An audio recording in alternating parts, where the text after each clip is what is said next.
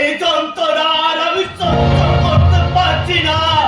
মনে হচ্ছে সারা শরীরের রক্তের স্রোতটা যেন ঝরে পড়ছে। একটু হেরোইনে নেশা না হলে এখন কিছু না।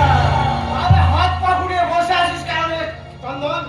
আমাদের হোটেলের দরজাটা তো খোলাই আছে, চলে আয় আমার সঙ্গে। না না না, ওই সর্বনাশের পথে আর আমি যাবো না। সর্বনাশ না রে, এই নেশাই তোকে সব যন্ত্রণার হাত থেকে মুক্তি দিতে পারে।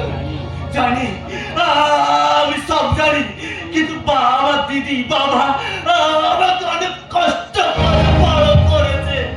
তাদের সঙ্গে আমি বেইমানি করতে পারবো না। কেন পারবি না? ওরাই তো তোকে গান করতে দেয়নি, অভিনয় করতে দেয়নি, তোর সব স্বাধীনতাকে কেড়ে নিয়ে তোর পায়ে শিকল পরিয়ে রেখেছে। তবু ওই নেশার খাঁচায় আমি নিজেকে বন্দি করতে পারবো না। তাহলে তুই যন্ত্রণা আরো বাড়বে। 2-4 দিনের মধ্যে তুই পাগল হয়ে যাবি চন্দন। আর মাথার ভিতর সবকিছু চলে গোলমাল হয়ে যাচ্ছে। দিন রাতের কোনো হিসাব আমি মেলাতে পারছি না। একটু নেশার ধোয়া মাথায় ঢোকালে সব ঠিক হয়ে যাবে রে, চলে আয় আমার সঙ্গে। কিন্তু আমার সঙ্গে যে কোনো টাকা পয়সা নেই।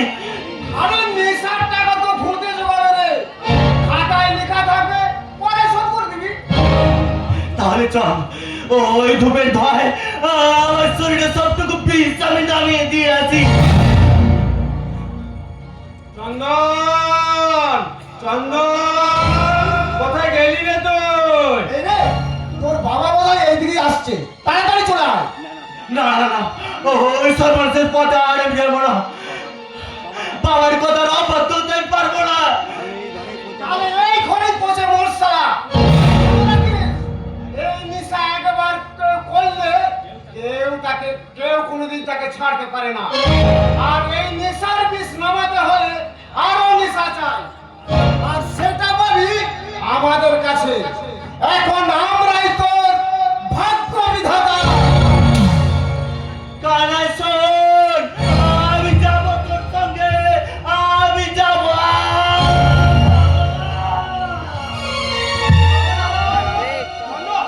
কি হয়েছে বাবা তোর?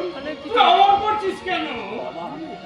বাবা, আমার শরীরে কেউ যেন হাতুড়িতে হাজার হাজার পেরেক ফুটছে বাবা। এই কষ্ট আর আমি সহ্য করতে পারছি না। সব ব্যথা করে যাবে। কমবে না বাবা, কমবে না। তুমি আমাকে একটা দিন একটা বারের জন্য নেশা করতে দাও বাবা। ঠিক আছে, ওসব কথা বলতে মনটাকে একটু শক্ত কর বাবা। না না না, ছেড়ে দাও আমাকে, আমি বাইরে যাবো। আরে কোথায় যাবি তুই? যেখানে গেলে ওই মৃত চন্দ্রের সোদা পায়ে যাবে বাবা। আমাকে এই নরক যন্ত্রণা থেকে মুক্তি দেবে বাবা।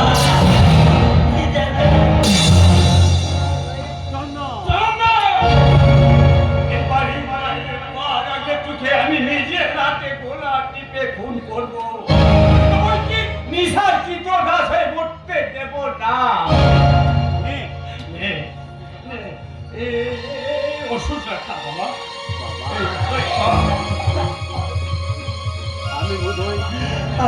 আমি বোধহয় একটু একটু করে পাগল হয়ে যাচ্ছি বাবা।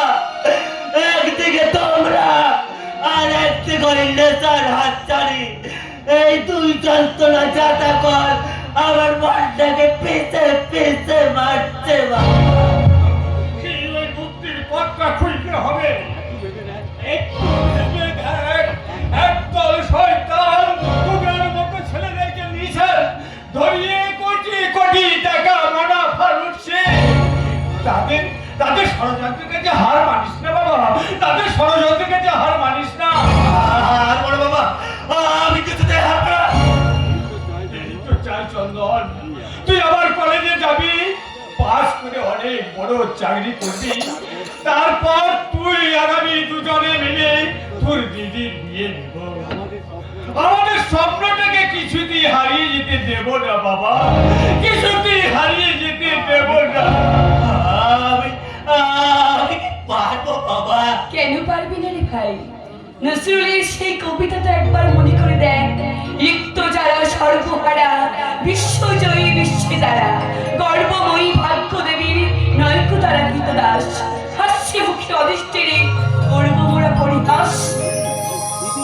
দিদি হ্যাঁ ভাই, খাবার ছাড়া মানুষ দুদিন বাঁচতে পারে, জল ছাড়া মানুষ দুদিন বাঁচতে পারে, নিঃশ্বাস ছাড়া মানুষ 2 মিনিট বাঁচতে পারে, কিন্তু আশা ছাড়া যে 2 সেকেন্ডও বাঁচতে পারে না রে ভাই। তুই আশা ছাড়িস না রে ভাই, আশা ছাড়িস না। আমি ছাড়বো না। তুই পাশে থাকলে আমি সব যুদ্ধ জয় করতে পারবো। নিশ্চয়ই তুই পারবি। পুরনো জীবনটাকে পুড়িয়ে ফেলে তোকে নতুন জীবনে গড়ে উঠতে হবে। তাই সেই জন্মদিন উপলক্ষে আমি তোর হাতে তুলে দিলাম একটা নতুন উপহার। কি দিদি? এটা স্মার্টফোন। অনেকদিন ধরে তুই একটা ভালো ফোন চাইছিস, তাই জন্মদিন উপলক্ষে তোর এই উপহারটা তোকে আমি দিলাম। আজ আমার জন্মদিন। এই রে ভাই, আজ এই জন্মদিন থেকেই তোর নব জন্ম শুরু হলো। তাহলে আয় দিদি, আমরাও সব ভুলে এই নতুন হাসি গান আনন্দের জোয়ারে ভেসে যাই। ঠিক বলেছিস। তোর দিদি এই পুলিশ হওয়ার পর থেকে নাচ গান সব ভুলে গিয়ে কেমন যেন একটা কাঠখোট্টা মানুষ হয়ে উঠেছে। আজ আমার জন্মদিনে তোকেও আমি নতুন রূপে দেখতে চাই দিদি। কামান দিদি। 1 2 3 স্টার্ট। বাসো ভালো রাখবো ধরে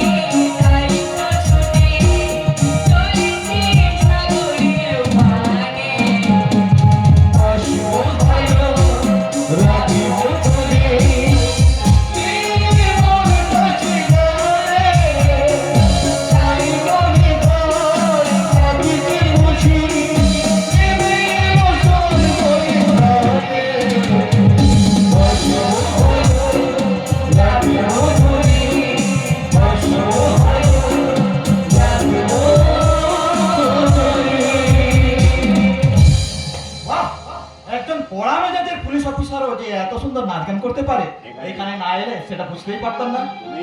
তুমিই তো সেই। কি নাম দিল তোমার? অশোক, রিক্তার বন্ধু। ওদের বাড়িতে আপনার সাথে আমার আলাপ হয়েছিল।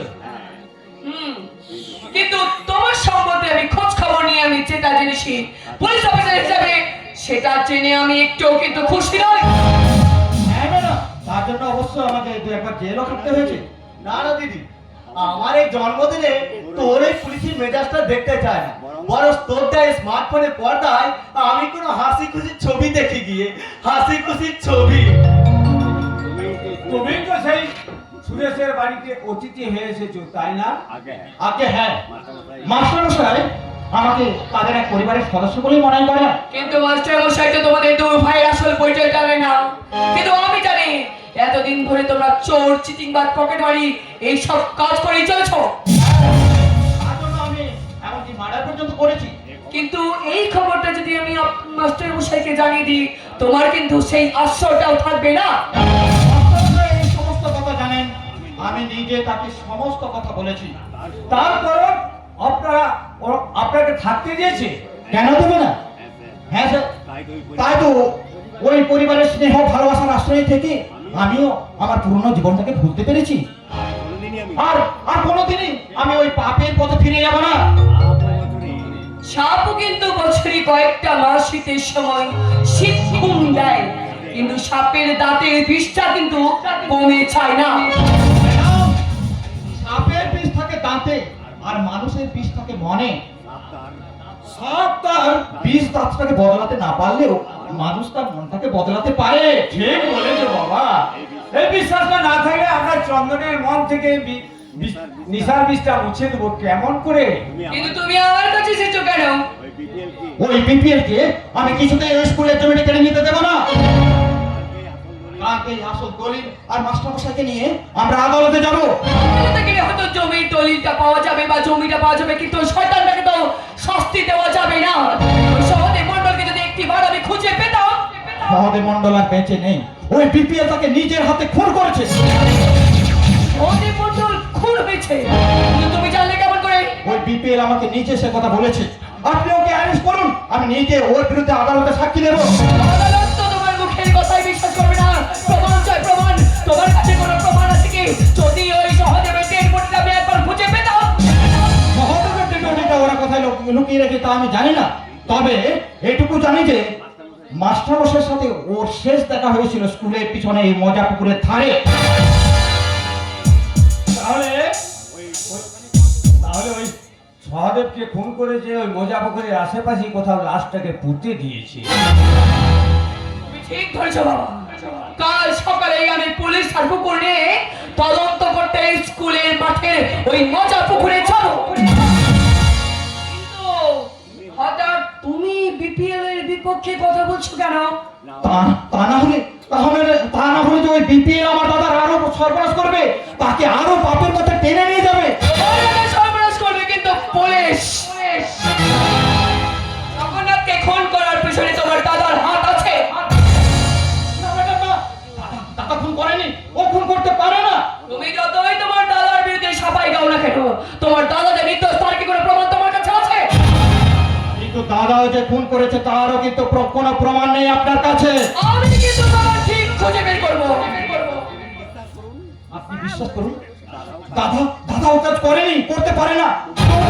তবু আমি মাসখানেকের মধ্যে দাদাকে এমএলএ পদ থেকে ইস্তফা দিয়ে আমরা আমাদের গ্রামে ফিরে যাব। আর কোনোদিন এই পাপের পথে ফিরে আসবো না।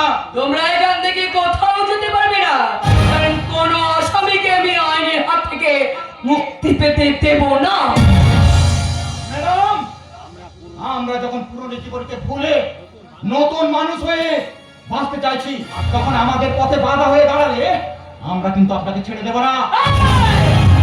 তুমি কি আমাকে চোখ রাখাচ্ছ? আপনি শুধু পুলিশ অফিসার নন, অন্য একজনের দিদি। আপনার ভাই যখন নেশা ছেড়ে সৎভাবে বাঁচতে চাইছে, তখন কেউ যদি তার পথে বাধা হয়ে দাঁড়ায়, আপনি কি তাকে ছেড়ে দেবেন? তেমনি আমাদের ঘরে ফেরার পথেও আপনি যদি কাঁটা দিতে চান, তাহলে কিন্তু আমরা আপনাকে ছেড়ে দেব না। এই লড়াই আমাদের ভাইয়ের লড়াই। আর জিত ওপরওয়ালার হাতে।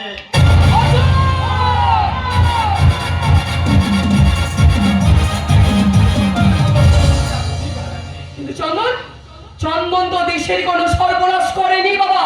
চন্দন নেশা করে নিজের সর্বনাশ করেছে, কিন্তু ও আর ওর দাদা মেয়ে চুরি, ছিনতাই, লম্পট, হামাদাতি করে এই দেশটাকে একটা অন্ধকার পথে টেনে নিয়ে যাচ্ছে।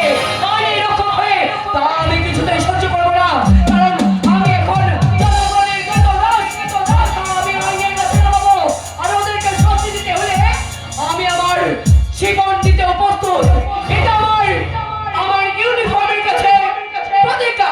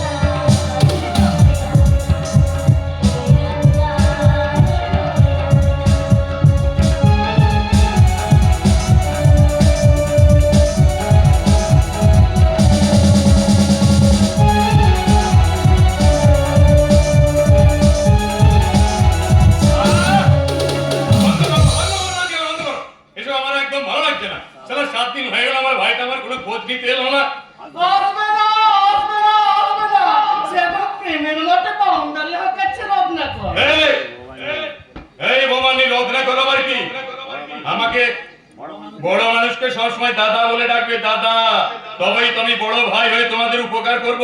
হ্যাঁ দাদা, আমার ছোট ভাইয়ের বাসের পারমিটটা হয়ে যাবে তো? হ্যাঁ, হবে হবে, সব হবে ববিতা। তুমি তো আমাদের ঘরের লোক ববিতা। আমার ভাইয়ের পারমিটের কথাটা আমি আমার সেক্রেটারি খাতায় লিখে রাখতে বলেছি।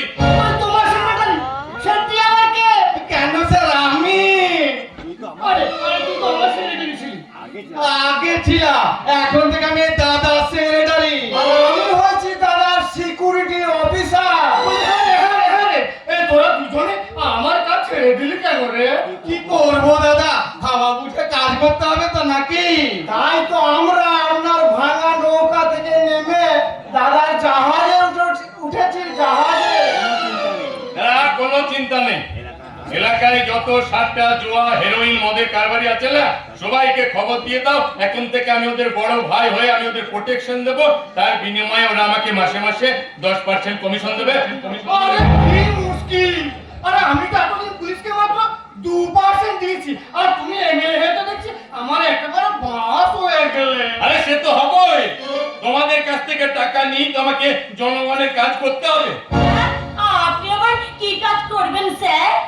আমি ওই জনগণের পেছনে বাস দেবে, তাই তো? আরে ছি ছি ছি ছি ছি, বাস দেবো কেন, বাস দেবো কেন? আমি জনগণের পেছনে মানে পেছনে পেছনে থাকবো আর কি। আর সেই জনগণের কি উপকার করবেন?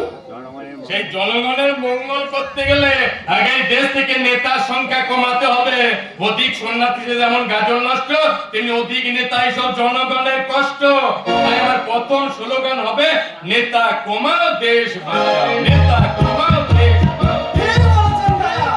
তাই আজকাল এলি তেলি বনমালী সবাই নেতা হয়ে বসে আছে, নেতা। ওসব চলবে না। নেতা হওয়া কি মুখের কথা নাকি? সাক্ষী রেখে ঘুষ খাওয়া, প্রমাণ না রেখে চুরি চামারি, খুন খারাপি করা, তবেই তো এই মাইক্রোফোন ধরে বলতে পারবো। 5 পয়সা দুর্নীতি দেখাতে পারলে আমি নিজেই ফাঁসির মঞ্চে ঝুলে যাব। তারপরে তো সময় বুঝে পাল্টি খেতে হবে। এইসব গুণ থাকা চাই, তবে নেতা। সেই পাল্টি খাওয়ার ক্ষমতাটা আছে বলেই তো আমি তোমার কাছে এসেছি দাদা। এসো ভাই এসো, আমি জানতাম ভোট মিটে গেলে তোমাকে আমার কাছে আসতেই হবে। কেন আসবো না? ভোট শেষ আর শত্রুতাও শেষ। তাই তো এবার তোমাকে আমাদের পার্টিতে জয়েন করতে হবে। আরে কেন কেন কেন? এখন আবার তুমি আমাদের দাদাকে নিয়ে টানাটানি করছো কেন? দেখো ভাই, বিরোধী পক্ষ 130 জন এমএলএ আর আমাদের দিকে মাত্র 125 জন। 5 জন নির্দলকে টেনে দুই পক্ষ সমান সমান হয়েছে। এবার এই দাদাকে টেনে নিতে পারলেই না, আমরা সরকার তৈরি করব, সরকার। আমার সমর্থন নিয়ে তো তোমরা সরকার গঠন করবে, তার বিনিময়ে আমি কি পাবো? তোমাকে একটা সরকারি কমিটির চেয়ারম্যান করে বসিয়ে দেবো। আরে সরকারি কমিটির চেয়ারম্যান মানে কি কমিটি? এখন ঘরে ঘরে শৌচালয় তৈরি হচ্ছে, আর দাদা হবে সেই শৌচালয় কমিটির চেয়ারম্যান। কি? আমি আমার পায়খানা কমিটির চেয়ারম্যান? শালা ওদের টাকা কম, গন্ধ বেশি। তাহলে তুমি কি চাও? আমাকে মন্ত্রী করতে হবে। অসম্ভব। আমাদের জেলা থেকে মাত্র একজন মন্ত্রী কোটা আছে, আর সেই কোটায় আমি মন্ত্রী হচ্ছে আমি। না, তুমি মন্ত্রী হতে পারবে না। কেন পারবো না? কে আটকাবে? আটকাবে এই ছবি। ভালো করে দেখুন।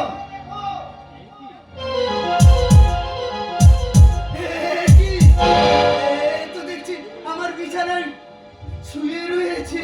হ্যাঁ, ভালো করে দেখুন। আমার বিছানাতে আপনিও পাশে শুয়ে আছেন, ভালো করে দেখুন।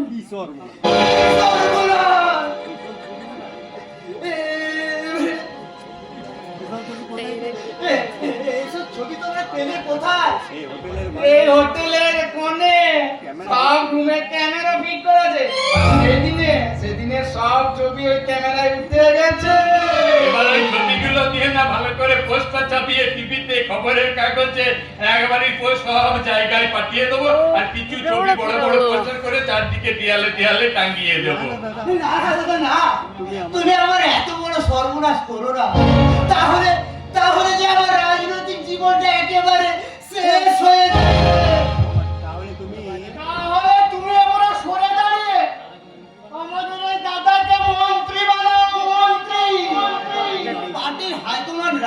হলে দাদাকে মন্ত্রী বানাবো কেমন করে? আরে হাইকমান্ডকে রাজি করাও।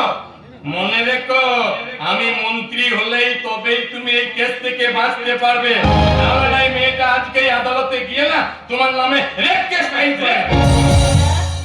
Rape case? Rape case? ওই আপনিও ওই বাবা গুরমিত আর আমরা এই মেয়ের মতো জেলে বসে থাকবে? আমি যাই উকিলের সাথে ভালোভাবে কথা বলি, কারণ কোনো মেয়ের অসম্মান করে কেউ কোনোদিনও রেহাই পায়নি, আর আপনিও পাবেন না। না দাদা না, ওদের কেস করতে বারণ করো। আমি এক্ষুনি হাইকমান্ডের কাছে যাচ্ছি। সারা কি দুঃখ নেই যে তোমাদের কোথায় বিশ্বাস করে আমি ওই ঘরে গিয়েছিলাম।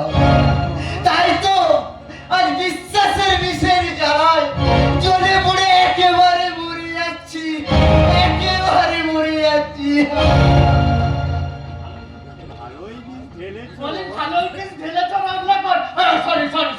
আমাদের এমএলএ রত্নাকর দাদা এই বর্তমান মন্ত্রী হওয়াটি আর কেউ আটকাতেই পারবে না। কি করে আটকাবে? সামান্য মুদিখানার দোকানে খাতা লেখার চাকরি করতে গেলে কমপক্ষে স্কুল ফাইনাল পাস করতে হবে, আর শুধুমাত্র টিপছাপ চালেই মন্ত্রীর গদিতে বসা যায়। মন্ত্রীকে অসম্মান করে কথা বললে না, তোমার গা থেকে ওই খাকি পোশাকটা কেড়ে নিয়ে তোমার চাকরির গরমটা কমিয়ে দিতে পারে। আর চাপ কেটে চলে গেলে আমি কিন্তু নেতাগিরি করে পেট চালাতে পারবো। 5 বছর পর আপনার মন্ত্রিত্বটা চলে গেলে আপনি সামান্য একটা কনস্টেবলের চাকরি জোগাতে পারবেন না। এই জন্যই তো আমরা 5 বছরে যে টাকাটা কামিয়ে নিলাম, আমাদের 14 পুরুষও সেটা শেষ করতে পারবে না। আরে আপনি আপনার কাজ করুন আর আমাকে আমার ডিউটিটা করতে দিন। বানাই এখন এদিকে শুধু আমি হ্যাঁ, আর সকালে আমি একটা পকেট মার্কে ধরেছি, তার কাছ থেকে আমি এই ঘড়িটা পেয়েছি। সে আমাকে বলছে এটা তোমার কাছ থেকে সে চুরি করেছে। ঘড়িটা তোমার নাকি? হ্যাঁ, এটা তো আমারই ঘড়ি। শিওর? কবে কখন এই ঘড়িটা তুমি কোথায় হারিয়ে ফেলেছিলে? একদিন বাড়ি ফিরে দেখি ঘড়িটা আমার হাতে আর নেই। Thank you. চলো এবার তুমি থানায় চলো, আমি তোমাকে অ্যারেস্ট করছি। Here is the wanted. কি ব্যাপার? এই ঘড়ি চোরকে ছেড়ে দিয়ে তুমি কানায় ক্যারেজ করছো কেন? আরে কারণ ওই চুরির গল্প তো একটা বানানো গল্প ছিল। কারণ আজ সকালে স্কুলের পেছনে মোচ্চা পুকুরের একটা গর্তের ভেতর থেকে সহদেব মণ্ডলের লাশ উদ্ধার করছে। আর সাকি আর ওদের মন্ডলের লাশটা খুঁজে পাওয়া গেছে। হ্যাঁ, আর সেই গর্তের ভিতর থেকেই আমি এই ঘড়িটা পেয়েছি। সহদেব মণ্ডলকে ইচ্ছেই খুন করে থাকুক না কেন, কানাই ওর বডিটাকে ওর গর্তের মধ্যে ঢুকিয়ে দিয়েছে। গর্তের মধ্যে ঢুকিয়ে দেওয়ার সময় ওই ঘড়িটা নিচেরই অজান্তে খুলে ওই গর্তের ভিতরেই পড়েছিল। সব মিথ্যা। একদম চেকানো। আলো চাস্ত বল, কানাইকে কে খুন করেছে? আমি জানি না, কিচ্ছু জানি না। ও জানিস না তাই তো? কানাই চল, ওষুধ পেটে পড়লে গড় গড় গড় গড় করে সব বেরিয়ে পড়ে, সব বেরিয়ে পড়ে। ও আমার সিকিউরিটি অফিসার, একজন এমএলএ লোককে তুমি এইভাবে অ্যারেস্ট করে নিয়ে যেতে পারো না? আপনি ওনার আইন কানুন সম্পর্কে কিছুই জানেন না মেরে বাবু। আমার হাতে অ্যারেস্ট ওয়ারেন্ট থাকলে কানাইকে কেন আপনার মতো মন্ত্রীর মচ্ছয় দড়ি পড়িয়ে আমি টানতে টানতে জেল হাজতে নিয়ে যেতে পারি। নিয়ে যান, তবে 24 ঘন্টার মধ্যে না আপনাকে এই কেসের ফাইল বন্ধ করতে হবে। ফাইল তো আর বন্ধ হবে না। আমি ওই ভবানী বাবুর ফাইলের পাশে আপনার নামটাও আমি আজ লিখে দিলাম। অলরেডি 10টা থানাতে আগের থাকতে আমার নাম লেখা আছে, তবু এখনো তো আমার টিকিও ছুঁতে পারেনি। সেটা তো আমার সৌভাগ্য। ভগবান আপনার সর্বনাশের ছবিটা তোলার দায়িত্ব আমার হাতেই তুলে দিয়েছে। আজ আপনাকে আমি ছবির ট্রেলারটা দেখিয়ে দিয়ে গেলাম, বাকি ছবি পরে দেখাবো, কারণ পিকচার আমি বাকি স্যার। চলো বলে চলো।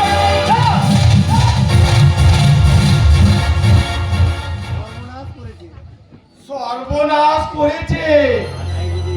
কানাই যদি আমাদের নামগুলো একবার বলে দেয় না, তাহলে আমাদেরকে ফাঁসি দড়িতে ঝুলতে হবে দাদা। একটা করে বাঁচার পথ বের করো আপনার দাদা। পথ একটাই আছে, ওই কানাইয়ের মুখটা না বন্ধ করে দিতে হবে। সেটা কেমন করে? এই থানাতে তোমাদের নিজেদের লোক আছে না? কেন থাকবে না? এই ম্যাডাম ছাড়া বাকি সবাই তো স্যারের পয়সা দিয়ে খায়। বেশ, তাহলে হয়ে গেল। ওদের কয়েকজনকে না কিছু টাকা খাইয়ে আজকে রাতে লকআপের মধ্যে কানাইকে খতম করার ব্যবস্থা করে দেবে। হ্যাঁ, ঠিকই বলছি। কানাই মরে গেল আর এই কেসের কোনো সাক্ষী থাকলো না, আর তোমরা ওই কেস থেকে বেঁচে গেলে। দিনের জন্য তোমরা না কিছুদিন বাইরে গা ঢাকা দিয়ে থাকো। কানাইয়ের মৃত্যু সংবাদ পেলে তবে আবার এখানে ফিরে আসবে। মনে রেখো, কানাই যদি বেঁচে থাকে তাহলে তোমাদের দুজনেরই কিন্তু বিদায়তে মা ঘুরে আসে হাসি।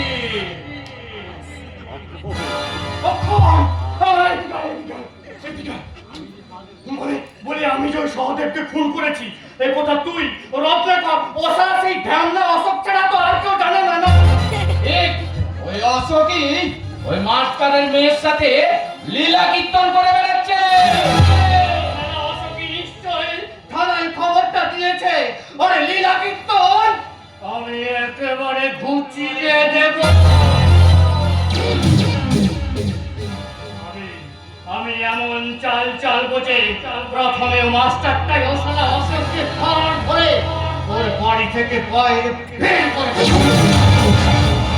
আমি ওসালার প্রেমের পিণ্ডিটা চটকাবো। ওসালা আমি এমন ব্যবস্থা করবো যে ওসালা একেবারে খতম হয়ে যাবে।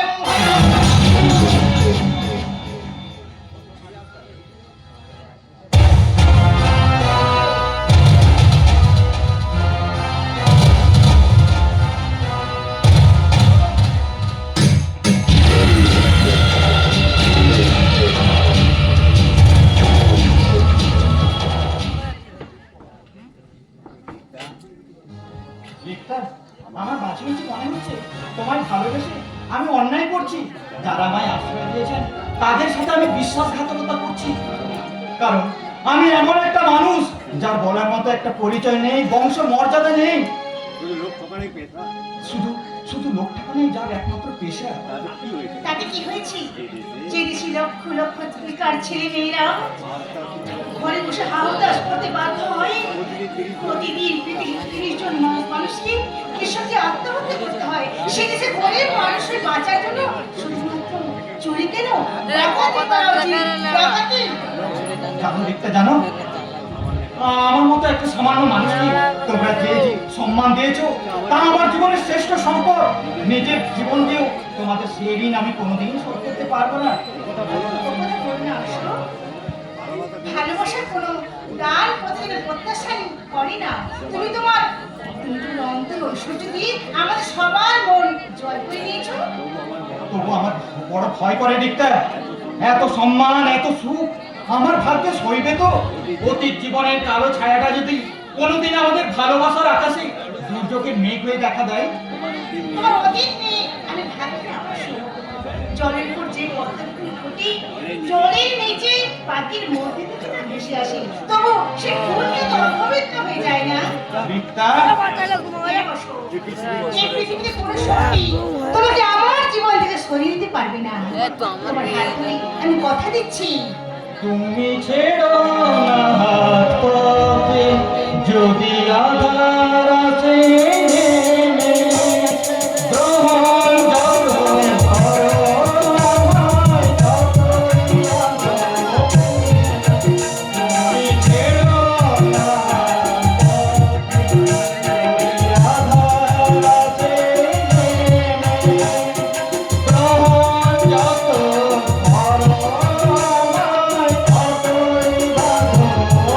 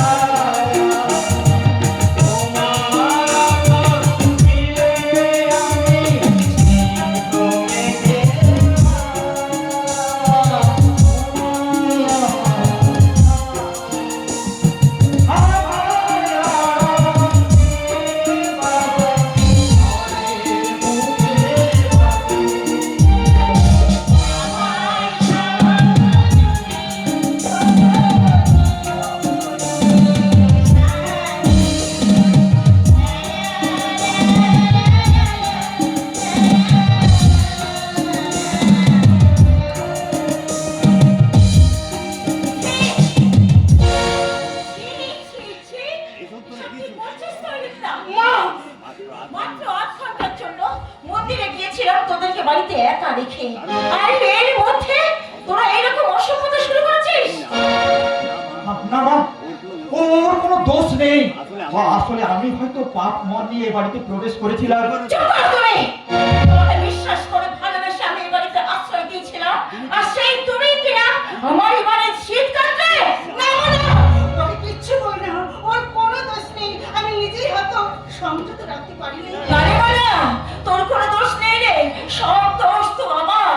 কারণ একটা জ্বলন্ত আগুনের সামনে তোমার মতো একটা খেয়ে শিশুকে আমি এসে বসিয়ে দিয়েছি। না না, এর জন্য আমাকে একটা বিহিত করতেই হবে। আজই তোর বাবাকে বলে আমি এর একটা বিহিত করবো। আপনি বিশ্বাস করুন মা, আমরা কোনো পাপ করিনি। আমি সত্যি এই রিক্তাকে ভালোবাসি। আপনাদের আশীর্বাদ নিয়ে আমি এই রিক্তাকে বিয়ে করতে চাই। কি বললে তুমি? এত বড় কথাটা তুমি আমার মুখের উপরে বলতে পারলে? ঠিক আছে, আজই আমি রিক্তার বাবাকে বলে আমার এই মেয়েটাকে তোমার হাতে তুলে দেবে। আপনি কি বলছেন? আপনি কি বলছেন মা? আমার মতো একটা চালচুলোহীন মানুষ, যার কোনো বলার মতো একটা বংশ পরিচয় নেই। সত্যিকারের ভালোবাসায় কোনো বংশ পরিচয় লাগে না বাবা, যার ধর্ম টাকা পয়সা কিছুই লাগে না। কারণ সত্যিকারের ভালোবাসা একটা রাজাও রাজ সিংহাসন ছেড়ে ভিখারি হয়ে যায়, আবার একটা ভিখারিও ভালোবেসে রাজা হয়ে যায়। আপনি আমাকে আপনি আমাদের আশীর্বাদ করুন না। আমি যেন এই রিক্তার সারা জীবনের দায়িত্ব নিয়ে আপনাদের বিশ্বাসের মর্যাদা রাখতে পারি।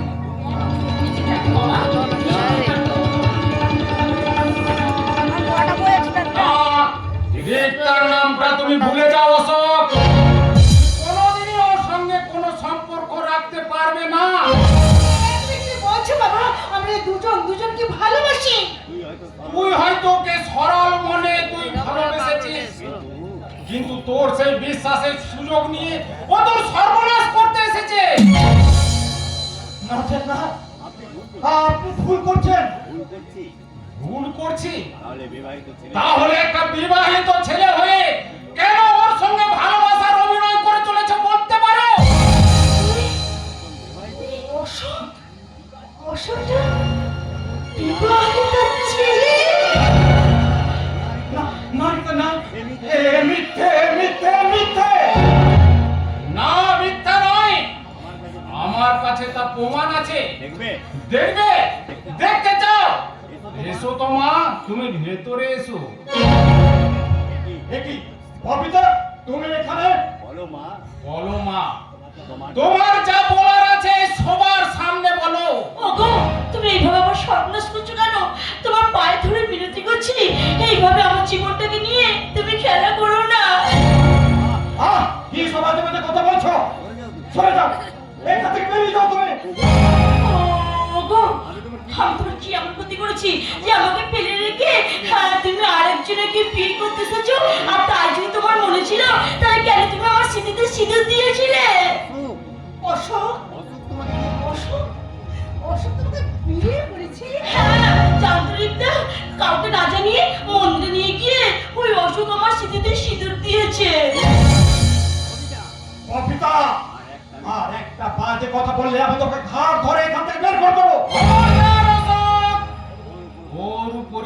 জুলুম করবে না।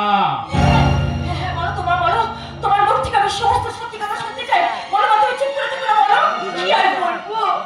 ওই আমাকে মিষ্টি মিষ্টি কথায় আমার মন ভুলিয়ে আমাকে বিয়ে করেছিল। তারপরে হোটেলে গিয়ে আমার স্বামী স্ত্রীর মতো ছিলাম, আর সেই জন্য তো আমার পেটে বাচ্চা, আর ওই পেটের বাচ্চা হলো ওই অশোক। কি হলো? ছি অশোক, ছি। এরপরেও তুমি অস্বীকার করে আমাকে বিয়ে করতে এসেছো? বিশ্বাস করো রিক্তা, ও সব মিথ্যা কথা বলছে, মিথ্যা কথা। আমার জীবনকে সর্বনাশ করার জন্য সব ষড়যন্ত্র করে কেউ ওকে এখানে পাঠিয়েছে। তুমি এমন কথা বলো না। আমার যা সর্বনাশ করেছো, কিন্তু ওই ভদ্রলোকের মেয়ে কোনো ক্ষতি তুমি করো না গো। তুমি এখান থেকে যাবে কিনা তা আমি জানতে চাই। রিক্তা, তুমি অশোকে ছিল না, অনেক ভালো ছেলে পেয়ে যাবে। তাই তোমার কাছে হাত জোড় করে বলছি, ওকে তুমি ছেড়ে দাও। আমার এত বড় সর্বনাশ তুমি করো না।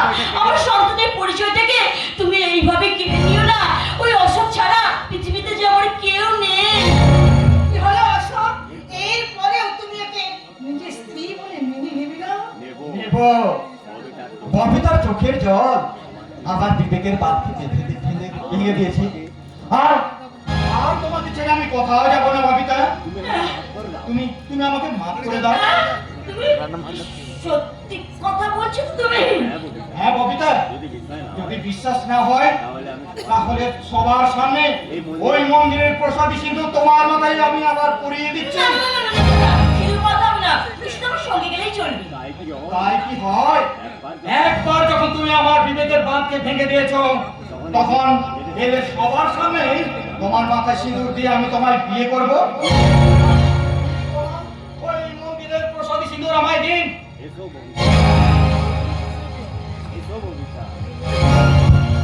এসো ববিতা, এসো আমার সাথে সাথে বলো, যদি হৃদয়ং মম ততস্তু হৃদয়ং তব।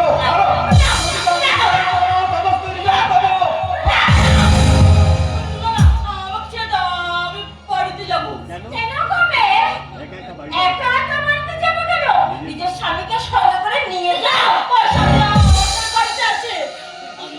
তার মানে তুমি বিবাহিত? হ্যাঁ রিক্তা, আমি বিবাহিতা। এই হোটেলে চাকরি করতে আসলে বিবাহিতা মেয়েদের নেয় না, তাই তো আমার শীতের সিঁদুর লুকিয়ে আমি কুমারী সেজে এই হোটেলে চাকরি করতে এসেছিলাম। তার নিজের স্বামী থাকতেও কেন এখানে সেসব নাটক করছিলে কেন? ওই বিপিএল আমি 10,000 টাকা দিয়ে তোমাদের সম্পর্কটা ভাঙতে এখানে পাঠিয়েছি।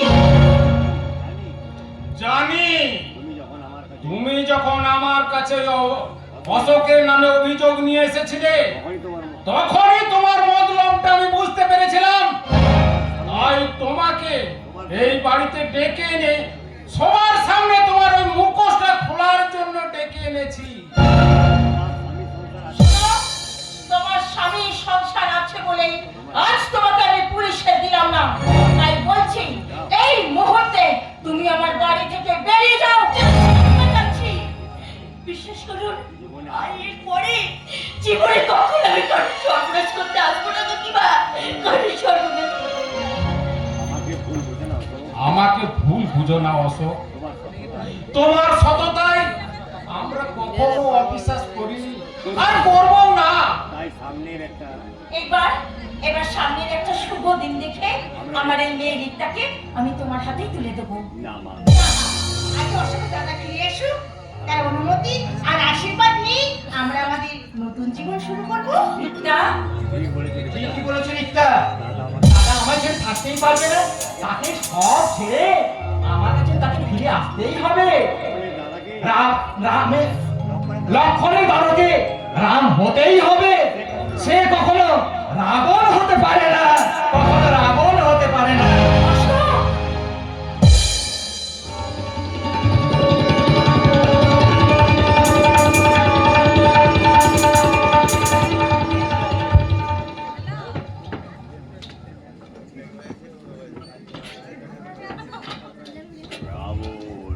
রাবণ রাবণ রাবণের রাজা বাজারে কোনো সত্যিকারের রাম নাম নেই। এদিকে শুধু আমাদের মতন ভেজাল রামের জয়যাত্রা, আর সেই ভেজাল রাম হলো শালা সাধুর বেশে শয়তান রাবণ।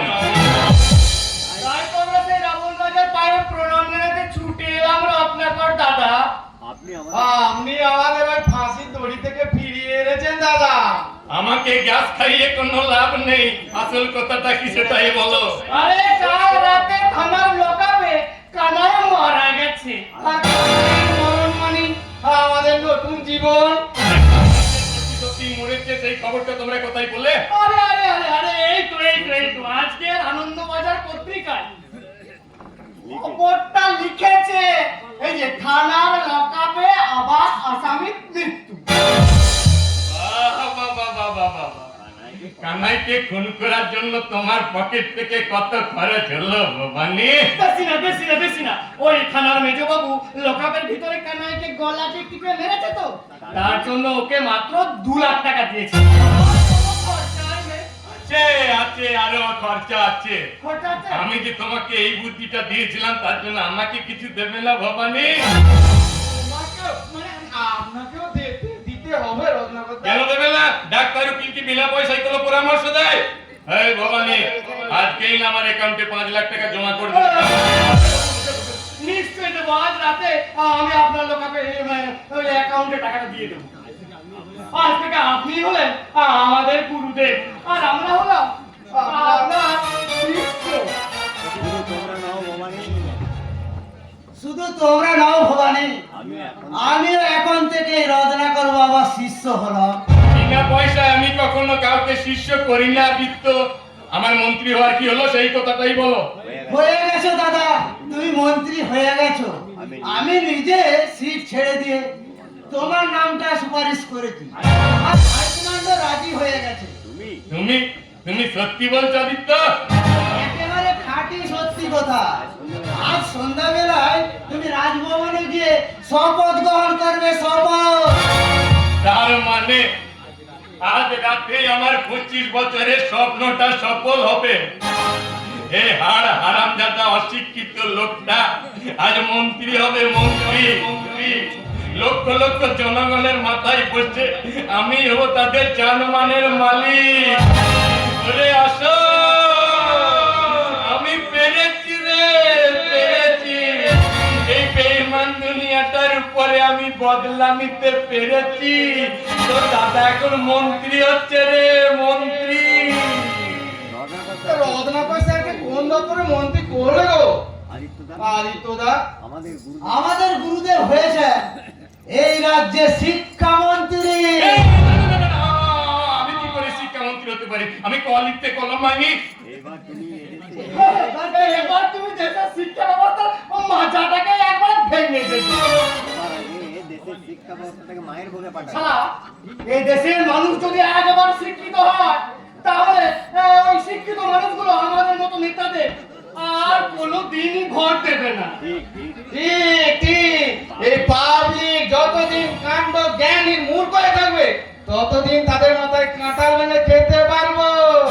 তাহলে আর কোনো চিন্তা নেই।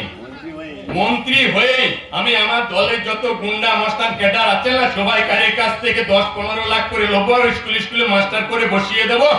আপনি ডক্টর মাথার উপরে প্রিন্সিপাল হয়ে বসে থাকবেন তো? অর্থাৎ আপনি কি ওই প্রিন্সিপাল কথাটা মানে বুঝছেন? বুঝি না, সেই জন্যই তো আজকে আমি এই রাজ্যের শিক্ষামন্ত্রী হয়ে শপথ নিতে যাচ্ছি। ও তাই নাকি? তাহলে তো এবার স্কুলে ওই পড়াশোনার বাদ দিয়ে বোমা বাঁধার ট্রেনিংটা শুরু হয়ে যাবে। সেই সঙ্গে পাইপ গান চালানো আর ছোড়া চালানোরও শিক্ষা দেওয়া হবে। বেকার ওই অ আ ক খ এবিসিডি শিখে কেউ সময় নষ্ট করবে না। কিন্তু আপনার ওই ছাত্ররা যদি পরবর্তীকালে আপনার দিকে ছুরিটা আর পাইপ গানটা ঘুরিয়ে ধরে,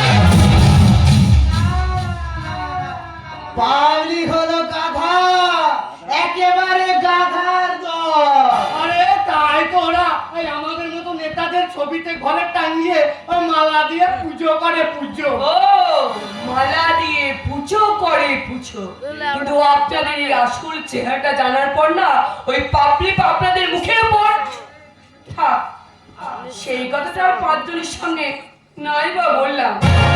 যারা কিচ্ছু বলতে হবে না, তুমিও তো এদের দুজনকে সহদেব খুনের অপরাধে ফাঁসি কাটে ঝোলাতে চেয়েছিলে, তার পরিবর্তে ওই কানাইকে লোকাপের মধ্যে খুন করলে। আমি বেশ ভালো জানি পুলিশের কাছে ঘুষ দিয়ে আপনারাই সহদেবকে খুন করেছে।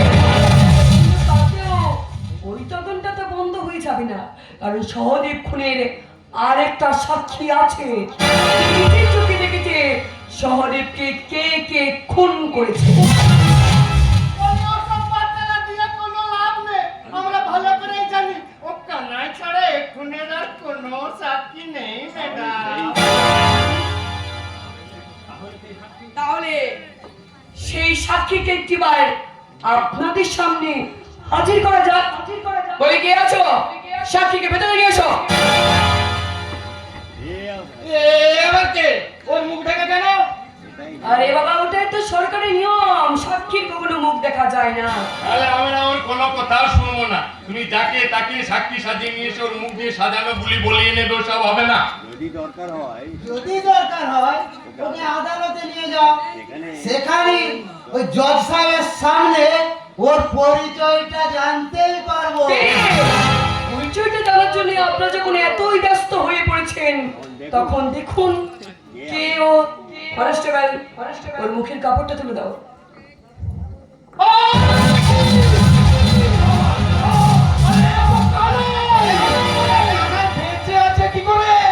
বেঁচে আছে কারণ আমি জানতাম আপনারা ষড়যন্ত্র করে কানাইকে ওই লকআপের মধ্যে খুন করে দিতে পারেন।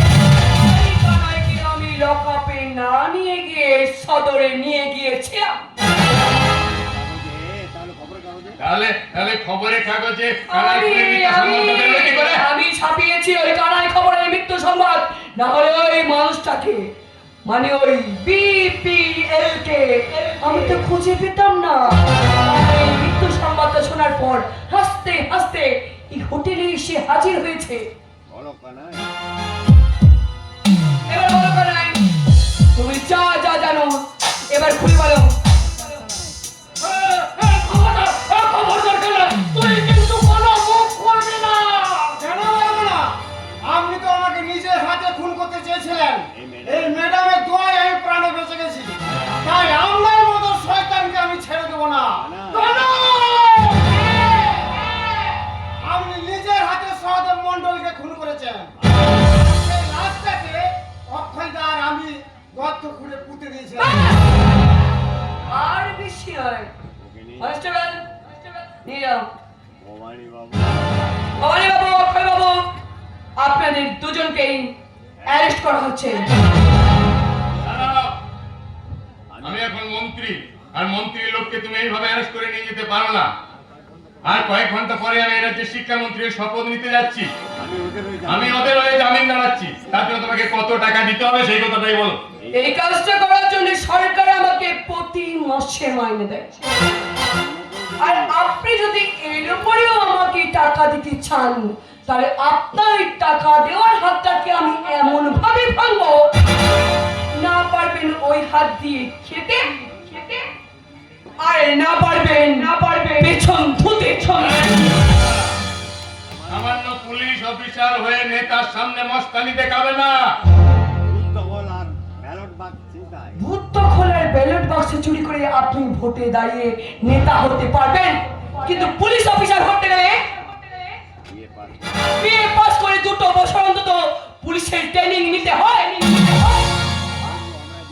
তবু আমরা জিন্দাবাদ বললেই না, জনসভা শুরু হয়ে যায়, মাটিতে পা দিলেই মিছিল শুরু হয়ে যায়, আর কাজ বন্ধ করে দিলেই বাংলা বন্ধ। তবু তো স্বাধীনতার 76 বছর পরেও আপনারা এই দেশের গ্রামে গ্রামে একটা স্কুল, একটা কলেজ, একটা হাসপাতাল তৈরি করতে পারেনি। প্রত্যেকটা মানুষের ঘরে ঘরে জল পৌঁছে দিতে পারেনি, প্রত্যেকটা মানুষের ঘরে ঘরে বিদ্যুৎ পৌঁছে দিতে। কিন্তু কি পেরেছেন জানেন? পেরেছেন একটা কাজ করতে, ওই প্রত্যেকটা গ্রামের মোড়ে মোড়ে একটা করে পার্টি অফিস তৈরি করতে। পার্টি অফিসে বসে মা বান্ধব প্র্যাকটিস করবে। শুধু তাই নয়, তোমাদের মতন অফিসারদের গোলায় সোনার চেন পরিয়ে না চটি চাটা পাহারাদার বানিয়ে রেখেছি। ওই চেন কুকুরের গলাতে পরানো যায়, বাঘিনীর গলায় শেকল পরানো সাহস আপনাদের হয়নি। আর কোনোদিন হবেও না। আর আমি বলছি, আমার মটকা বেশি গরম করবেন না। বলছি আপনারা দুজনে আসবেন নাকি আমি আমার ডান্ডাটাকে প্রয়োগ করবো?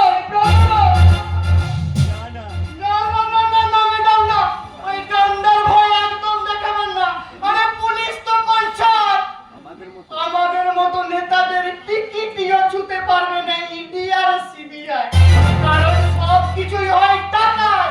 তাই তো সাজা পায় ওই ধনঞ্জয় আর ওই সঞ্জয় রায়। এবারেও সালা বলির পাতা হবে আমাদেরই ওই কানা। আর আমরাও ভালো মতন জানি আইনের ভাগ ফকর। আর আমাদের মাথার উপর আছেন গুরুদেব বাল্মীকি নন, এই রত্নাকর। রত্নাকর না গোষ্ঠীর মাথা সেটা পরেই বুঝতে পারবি। আপাতত চল আমার সাথে, চল।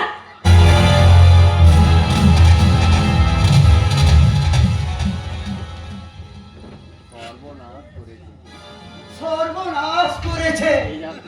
যাত্রার ওদেরকে বাঁচাতে পারবেন না স্যার। বাঁচাবো? আমি রত্নাকর দাস, আমি আমার শিষ্যদিকে এত সহজে মরে যেতে দেব না। আপনি বাঁচান স্যার। এ আবার কে? আমি চন্দন, ওই পাশের ইঞ্জিনিয়ারিং কলেজের ছাত্র। মাঝে মাঝে এখানে ববিদার সঙ্গে নাচ গান করি। চন্দন চৌধুরী মানে অসি অনুষ্কা চৌধুরী ছোট ভাই, তাই না? চুপ। হ্যাঁ একদম চুপ। দিদি যদি জানতে পারে আমি এখানে এসেছি তাহলে আমার সর্বনাশ হয়ে যাবে। তাহলে এখানে এসেছো কেন? আমি আর পারছি না। একটুখানি ড্রাগস আর ড্রাগস, যে ড্রাগস আমার নিয়তি, আমার জীবন, আমার মরণ। না না, এই নেশাটা আবার ছেড়ে দিয়েছো, তাহলে আর নিজের সর্বনাশ করো না। প্লিজ, আমি হাত জোড় করে বলছি, আমি অমৃত চাই না, আমি বিষ চাই। ওই একবিংশ শতাব্দী বিষ্ণুবুকে নিয়ে আমি নীলকণ্ঠ হতে চাই। পাবে পাবে, সব পাবে। হ্যাঁ, কিন্তু আজ আমার কাছে কোনো কানাকড়িও নেই। কোনো টাকা পয়সা লাগবে না। ববিতা, আমার ওই সিঁড়ির নিচে একটা ব্যাগ আছে, নিয়ে এসো তো। যাও। ভগবান তোমাকে ঠিক লোকের কাছেই পাঠিয়েছে। একেই বলে যে খায় চিনি যোগায় চিন্তা। এই ব্যাগটা না 2-4 দিনের জন্য তোমাদের বাড়িতে একটু লুকিয়ে রাখবে, কেমন? তাহলে তুমি সব সময় এখানে এসে বিনা পয়সায় এনজয় করতে পারবে। কি আছে নাকি? কিছু ওই গোপন কাগজপত্র, ইনকাম ট্যাক্সের ইনকাম। 3-4 দিন হয়তো এই অন্যায়, এ পাপ, তবুও আমার কাছে পাপ পুণ্য সর্বনর সব একাকার হয়ে গেছে। গর্ত থেকে বেরিয়ে এসেছে আদিম জানোয়ারের দল। তাদের লোভে থামা আজ এনেছে যৌবনের বুকে দাঁত বসিয়েছে। মুক্তি নেই আমাদের কারো, মুক্তি নেই। ঠিকই বলেছে। জনগণ যতদিন আমাদের বক্তৃতার ফাঁদে বন্দী হয়ে থাকবে, ততদিন আমরা ভোটে জিতে নোট কামানোর ফন্দি আঁকবো। আর জনগণ আমাদের উপরে খুশি হয়ে বলবে, মেরা ভারত মহান, মেরা ভারত মহান।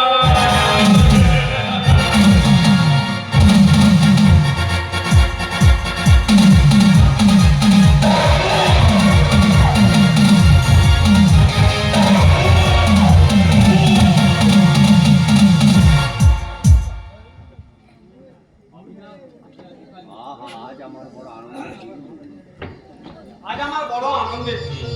চন্দন সম্পূর্ণ সুস্থ হয়ে কলেজে যা শুরু করেছে। ওদিকে শিউরির বিশ্বনাথ লাহারি অনুষ্কাকে তার ছেলের বউ করতে রাজি হচ্ছে। সামনের সপ্তাহে এসে এখানে পাকা কথা বলে যাবে। ও কি কথা দাদা? আমাদের বাদ দিয়ে মেয়ের বিয়েতে ছেড়ে ফেলতে চাইছে? না ভূষণ, আপনারাই হলেন আবার একমাত্র আপনজন। আপনাদেরকে বাদ দিয়ে কি আমরা মেয়ের বিয়ে দিতে পারি? তাহলে আমরা একসাথে দুই বাড়িতে মেয়েদের বিয়ে দেবো। আপনার মেয়ের বিয়ে পাকা হয়ে গেছে। এই এরকম বলতে পারেন। ওই যে ছেলেটা অশোক আমাদের বাড়িতে থাকে, ছেলেটি বেশ ভালো, আমার সঙ্গে আলোকও হয়েছে। ওইদিকে রিক্তা ওকে স্কুলে চাকরি পেয়েছে। তাই আমরা ঠিক করেছি আর বেশি দেরি করবো না। ওই মেয়েটা তাড়াতাড়ি বিয়ে দেবো। তাহলে আগে আপনাদের মেয়ের বিয়ে তারপর না হয় আমার মেয়ে দিয়ে দেবো। না বাবা না, ও বিষয়ে তুমি কি বলে বাবা, আমি বিয়ে করতে পারবো না। সে কি কথা মা, মেয়ে হয়ে জন্মেছ অথচ সংসার করতে চাও না? আমার মতো কাজ করতে পুলিশ অফিসারকে কি বিয়ে করবি মাসিমা? তুমি তাকে ভাবতে দাও মা। একটা কথা মনে রেখো, সংসার ধর্মই নারীদের কাছে শ্রেষ্ঠ ধর্ম। মেয়েদের জীবনে চারা গাছটা জন্ম নেয় বাপের বাড়ি থেকে, কিন্তু সেটা ফুলে ফলে ভরে ওঠে স্বামীর ঘরে গিয়ে স্বামীর মাটিতে। আমি তা মানি না মাসিমা। বাপের বাড়ি শ্বশুর বাড়ি মেয়েদের পরিচয় হবে কেন? কেন মেয়েদের নিজস্ব একটা বাড়ি হবে না? বাড়ি হবে না? তবু যে ভগবান পরের দায়িত্ব মঙ্গলের জন্য এই মেয়েদেরকে জন্ম দিয়েছে, তারা তো নিজের জন্য ভাবে না মা, ভাবে শুধু এই সমাজ সংসার সন্তান সবাইকে সেবা করার জন্য। মাসিমা, এগুলো সব মিথ্যে কথা। মেয়েদেরকে দমিয়ে রাখার জন্য ওই পুরুষ মানুষগুলো ওই মিথ্যে মিথ্যে কথা চালিয়ে আমাদেরকে বেঁধে রেখেছে। তবু তো পুরুষদেরকে ভগবান ক্ষমতা দেয়নি সন্তান জন্ম করার জন্য, দিয়েছেন শুধুমাত্র মেয়েদের। তাই তো আজ এই ঘরে ঘরে জন্ম নিচ্ছে বিবেকানন্দ, নেতাজি, ক্ষুদিরাম, সুভাষ বসু। তারা এই সমাজটাকে দুর্নীতিমুক্ত করবে বলে। কিন্তু কাকিমা, মা গো, আমি তোমার মতো লেখাপড়া শিখিনি মা, তবু জীবনের কাছে যেটুকু শিখেছি সেইটুকু থেকে আমি বুঝেছি একটা ভালো সন্তান তৈরি করার জন্য আগে একটা ভালো মা তৈরি হতে হবে। মেয়েরা যদি সংসারই না করতে যায় তাহলে ভগবানের সৃষ্টির সমাজে ধ্বংস হয়ে যাবে মা, ধ্বংস হয়ে যাবে। তাছাড়া আমি তো মেয়ের বাবা, যে বাবার জীবনে সবচেয়ে বড় পুণ্যের কাজ হলো মেয়েকে সুপাত্রে দান করা। তাই বলছি তুই আমাকে এই পুণ্যটা অর্জন করতে দে না। আমি হাত জোড় করে অনুরোধ করে বলছি। না বাবা না, তুমি সে আমার জন্মদাতা, শিক্ষা দীক্ষা দিয়ে তুমি আমাকে মানুষের মতো মানুষ করেছো। তুমি আমার কাছে আচর করবে না বাবা, বরং তুমি আমাকে আদেশ করবে, আদেশ। তাহলে তুই রাজি তো? এবার আমার আর একটা কথা শোন, দিনরাত গুন্ডা বদমাশদের পিছনে ছুটে ছুটে তোর মনটা কেমন শুকিয়ে যায় বাবা, তাই বিয়ের আগে এই পুলিশের চাকরিটা তুই ছেড়ে দে মা। বাবা, পুলিশের চাকরি পাওয়ার যত সহজ, সেটা ছেড়ে দেওয়া ততটাই কঠিন মিস্টার চৌধুরী। এই সাহেব, আপনি আমার বাড়িতে? ম্যাডাম স্যার, মাননীয় শিক্ষামন্ত্রীও তোমার বাড়িতে আসতে হাজির হয়ে গেছে। কিন্তু আপনারা দুজনে একসঙ্গে আমার বাড়িতে কেন এসেছে? আমি আপনাদের বাড়িতে একটু সার্চ করে দেখতে চাই। আমার বাড়ি আপনারা সার্চ করতে চান কেন?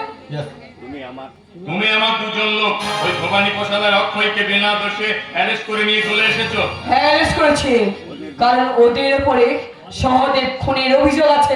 মিথ্যে কথা। তুমি সহদেব খুনের ভয় দেখিয়ে ওদের কাছ থেকে 10 লাখ টাকা ঘুষ চেয়েছিল। ওরা 5 লাখ টাকা দিয়েছিল আর 5 লাখ টাকা দিতে পারোনি বলে মিথ্যা কেসে ফাঁসিয়ে তুমি ওদের অ্যারেস্ট করেছো। আপনি চুপ করুন, এসব আপনার সারার জন্য ষড়যন্ত্র নাটক। সেই জন্য আমি তোমার বাড়িটা একটু সার্চ করে দেখতে চাই। আমি যান ভেতরে যাও। ঘর বাড়ি সব দেখি।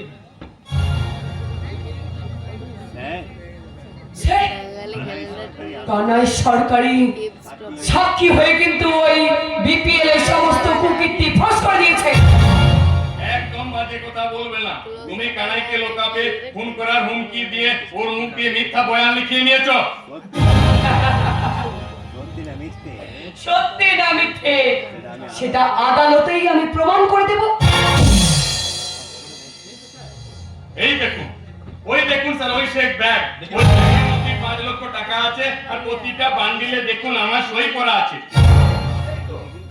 এই তো ব্যাগ ভর্তি টাকা, আর প্রত্যেকটা নোটের বান্ডিলে আপনার সই দেখুন। এই টাকার ব্যাগটা আমার ঘরের ভিতরে এলো কেমন করে? তোমাকেই দিতে হবে অনুষ্কা। স্যার বিশ্বাস করুন, এরা ষড়যন্ত্র করে আমাকে ফাঁসাতে চাইছে।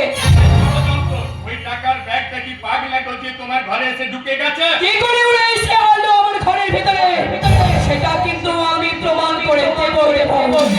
কয়েকটা বেড়াল সহযোগিতা নিয়ে একটা বাঘিনীকে কখনো স্বীকার করতে পারে না। মাত্র কয়েকটা ঘন্টার মধ্যে আমি আপনাদের সামনে সেই ছবিটাই তুলে ধরবো। এই বাঘিনীর থাবা থেকে আপনারা কেউ বাঁচতে পারবেন না। মন্ত্রীকে কেমন প্রাণের ভয় দেখাচ্ছে দেখুন। মিস সংস্কার চৌধুরী, আমি আপাতত তোমাকে ক্লোজ করলাম। কাল থেকে তুমি আর থানায় আসতে পারবে না, ওকে? কাল সকালে তুমি হেডকোয়ার্টারে চলে আসবে, সেখানে তোমার বিচারের পর তোমার শাস্তির সিদ্ধান্তটা নেওয়া হবে। আমি যান, ব্যাগটা নিয়ে ভেতরে যান।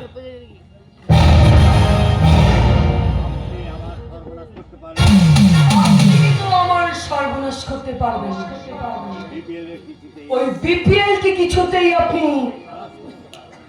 খালাস করতে পারবেন না। আমি ওদের খালাস করতে চাইও না, ওরা ওদের পাপের শাস্তি ভোগ করুক, তাহলে কোনোদিন হয়তো আমাকে ওরা গতি থেকে টেনে নামিয়ে দেবে। তুমি এতদিন আমাকে চোখ রাঙিয়ে কথা বলে এসেছো, এটা হলো সেই পাপের শাস্তি। পাপের শাস্তি? কি শাস্তি আপনি আমাকে দেবেন? ঘুষ খাওয়ার অপরাধে কয়েকটা মাস আমাকে হয়তো সাসপেন্ড করতে হবে, কিন্তু ফিরে এসে কিন্তু আমি আপনার মাথাটাই চিবিয়ে খাবো। ওটা ভীষণ গুরুপাক জিনিস, হজম করতে পারবেন না। এই মাথায় অন্তত 500 জিলাপির প্যাঁচ আছে, তার একটা নমুনা আপনাকে দেখিয়ে দিন, আর বাকিগুলো দেখবে এই দেশের জনগণ। আমাকে ভোট দেওয়ার মজাটা এবারে হাড়ে হাড়ে টের পাবে। হাড়ে হাড়ে তুই কি করিস মা? শেষ পর্যন্ত তুই ওদের কাছ থেকে হাত পেতে টাকা নিলি? না বাবা না, এই টাকা আমি নিইনি বাবা। মিথ্যে কথা, তোর ঘর থেকে ওই টাকার ব্যাগটা পাওয়া গেছে। কেউ নিশ্চয়ই ষড়যন্ত্র করে ওই টাকার ব্যাগটা আমার ঘরে ঢুকিয়েছে বাবা। তুমি বিশ্বাস করো বাবা, আমি তো তোমারই মেয়ে। না! শরীরে রক্ত নেই। না বাবা, আমার কথা তুমি বলে না বাবা, আমার কথা তুমি বলে না। বলতেই হবে। 25 বছর আগে আমাদের গ্রামের নদীতে একটা নৌকা ডুবে হয়েছিল। একটা কাঠের টুকরো ধরে ভাসতে ভাসতে তুই অজ্ঞান অবস্থায় পরে এসে থেকেছিলি। আমার স্ত্রী তোকে নিজের পরিচয়ে বড় করেছিল। না! এই না বাবা, না! এই কথা তুমি বলো না বাবা, একেবারে বলো বাবা। এই কথা মিথ্যে, মিথ্যে, মিথ্যে।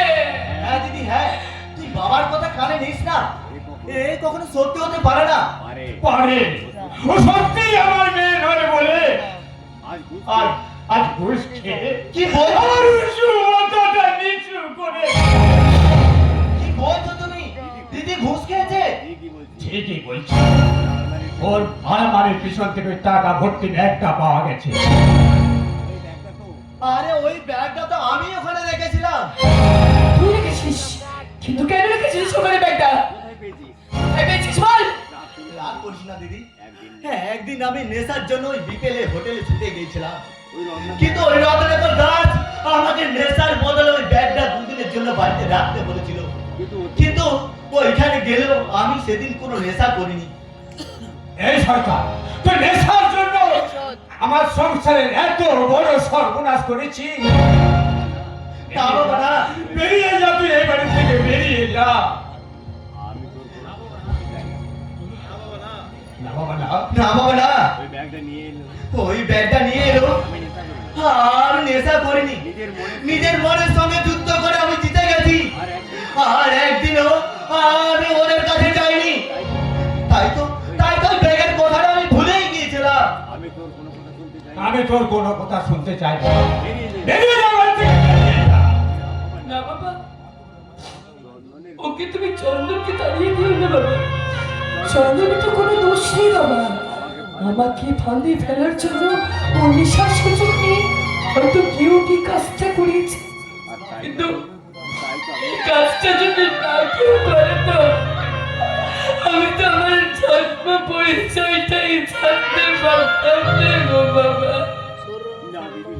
না দিদি, না। বাবার আগের কথা কি সব বলে ফেলেছে, সেই কথা তুই ধরে বসে থাকিস না। তুই আমার নিজের দিদি, আর আমি তো সেই ছোট্ট ভাই। এই চন্দন, তোর পরিচয়টা আমার কাছে একই থাকবে। তবু আচ্ছা, আমি পিতৃহারা হয়ে গেলাম রে চন্দন, কিন্তু আমাকে জানতেই হবে রে চন্দন, আমাকে জানতেই হবে কে আমার মা, কে আমার বাবা।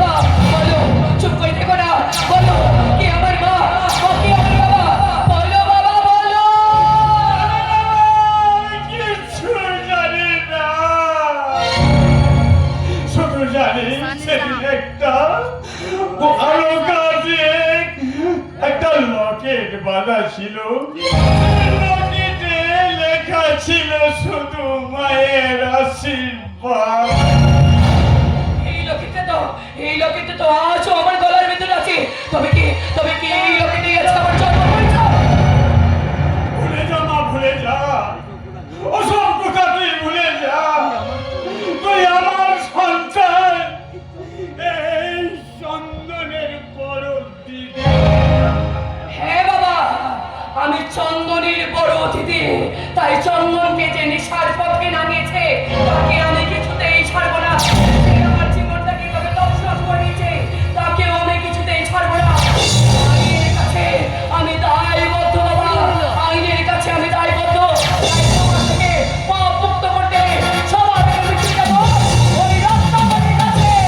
শয়তান রবার্ট, আমি আসছি। এবার তোর খেলা।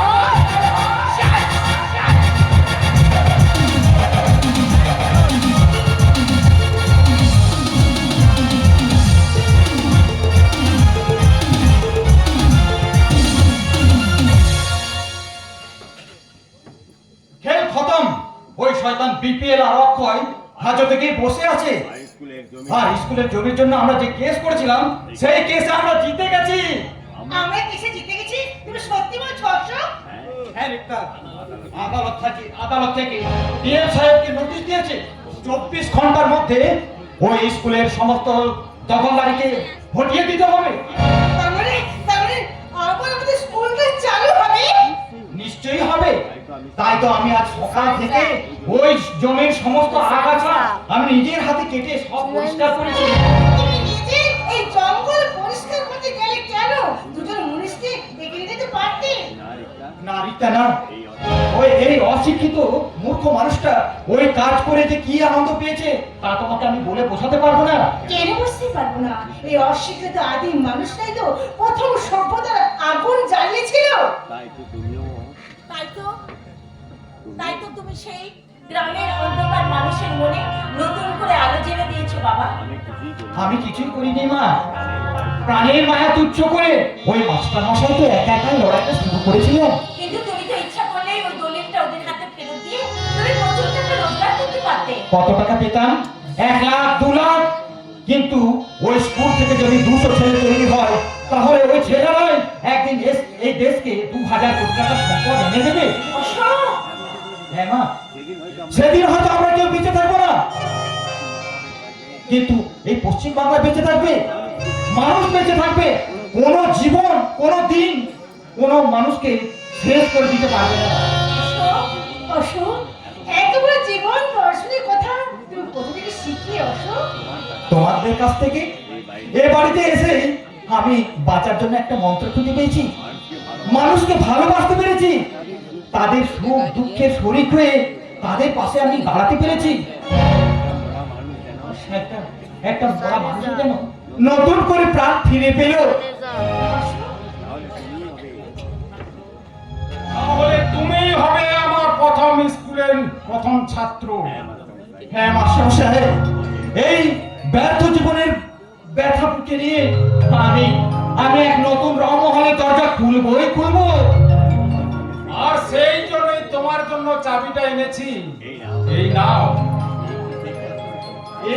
এ কিসের চাবি মাস্টার সাহেব? তোমার জন্য একটা নতুন অটো রিক্সা কিনে এনেছি। স্কুল বসার আগে আর ছুটির পরে তুমি অটো চালিয়ে তোমার নিজের সংসারের খরচটা তুলে আনবে। কিন্তু এই অটো রিক্সা কেনার টাকা আপনি কোথায় পেলেন? এত টাকা? আমার যেটুকু গয়না ছিল সেটুকু বিক্রি করে দিয়ে উনি তোমার জন্য ওটা কিনে নিয়েছে বাবা।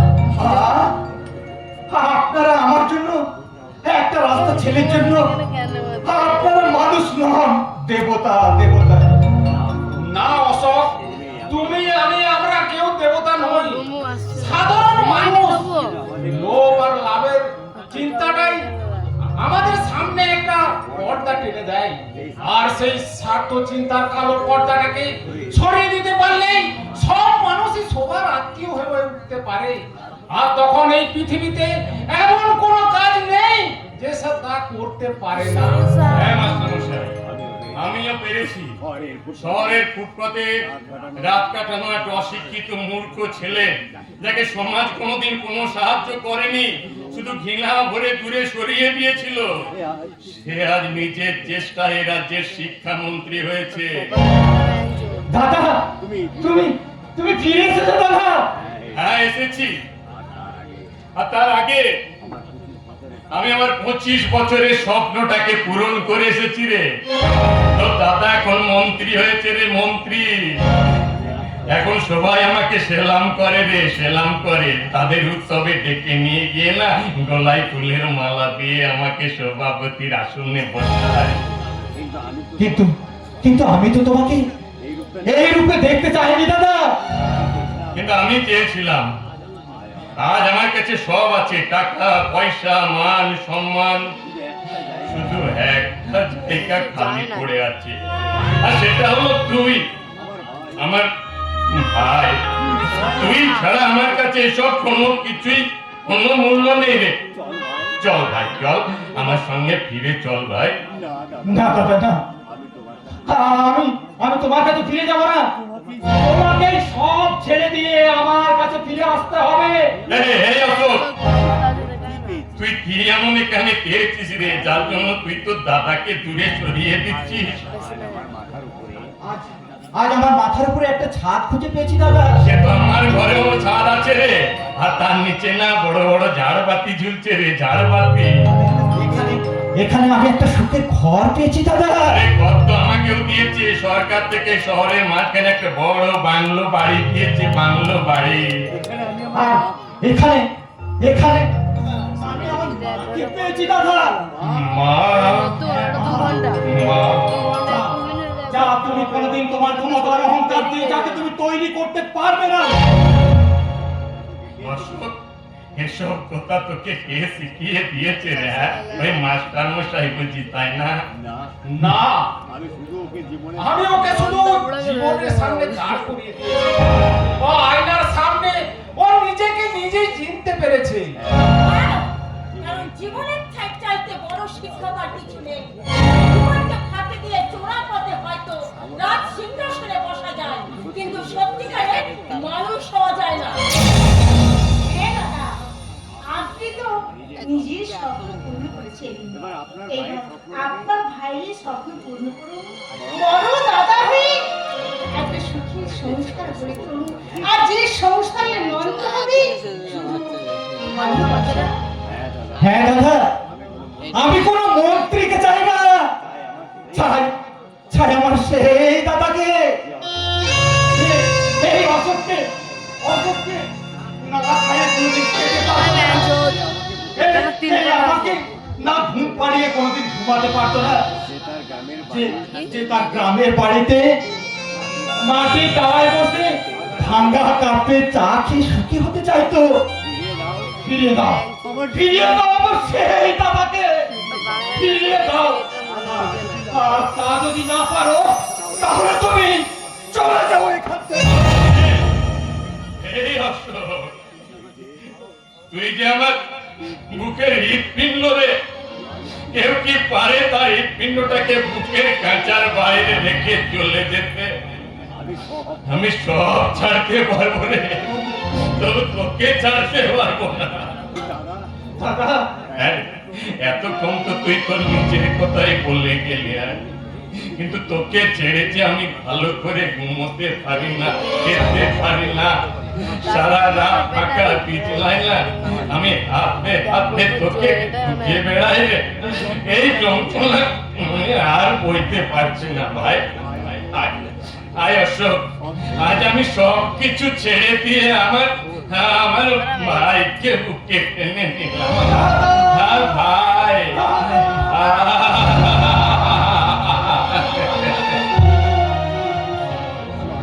চলো দাদা, আমরা এখান থেকে অনেক দূরে চলে যাই।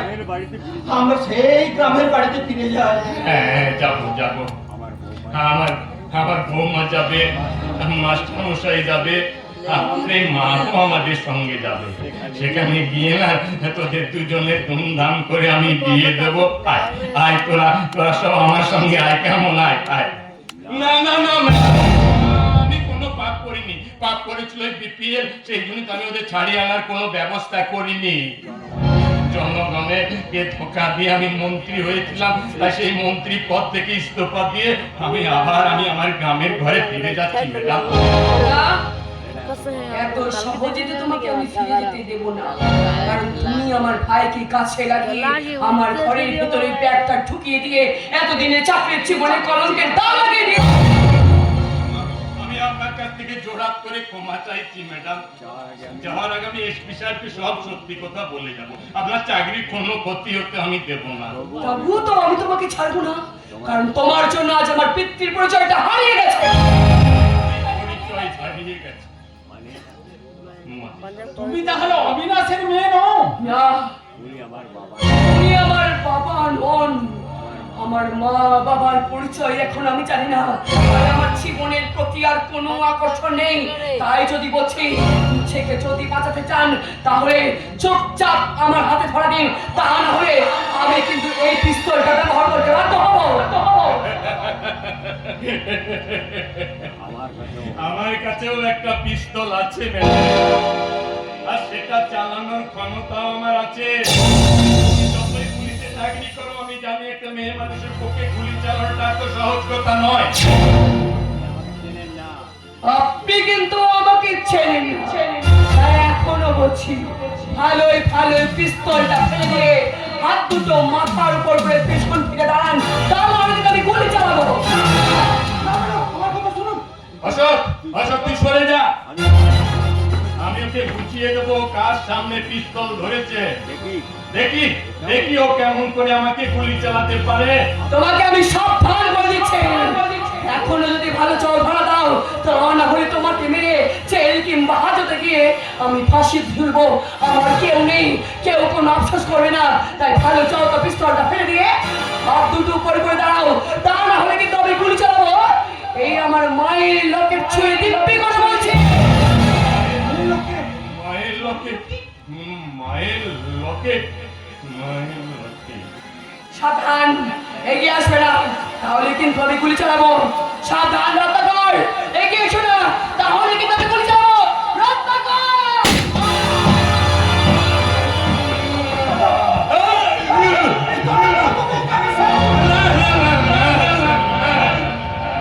ওকে ওকে মারিস মানে ও আমাদের হারিয়ে যাওয়ার ছোট্ট বোন জয়া রে। আমাদের হারিয়ে যাওয়া ছোট্ট বোন জয়া। হ্যাঁ রে, ওই লকেটটা না আমার মায়ের লকেট। মায়ের লোকের হ্যাঁ রে বোন। তার মানে আপনি আমি তোকে মারতে গিয়ে যাইনি রে, ওই লকেটটা আমি দেখার জন্য তোর দিকে এগিয়ে যাচ্ছিলাম। হে ভগবান, এ আমি কি ভুল করলাম? নিজের হাতে আমি নিজেই দাদাকে খুন করে ফেললাম। ছোটা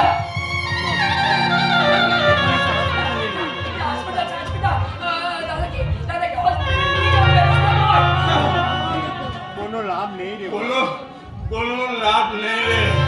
এ আমার সারা এ জীবন আমার সারা জীবনের বিশ্বাসে বিষ ঢালার পাপের শাস্তি। দাদা একটাই সান্ত্বনা। তো একটাই সান্ত্বনা, আমি তোর হাতে শাস্তি নিয়ে মৃত্যুবরণ করছি। একজন পুলিশ অফিসার হিসেবে তুই তো কর্তব্য করেছিস, তাতে আমার গর্ব হচ্ছে রে। আর আমি তো গ্রামের ঘরে ফিরে যেতে পারলাম না, কিন্তু তুই তো ছোটদাকে নিয়ে না গ্রামে ফিরে যাবি। ওই রিক্তার সঙ্গে ওর বিয়ে দিবি, আর ওই মাটির ঘরে না আবার একটা সুন্দর করে ছবি টাঙিয়ে রাখবি। আমি না ছবি হয়ে তোদের সুখের সংসারটা চোখ ভরে দেখবো।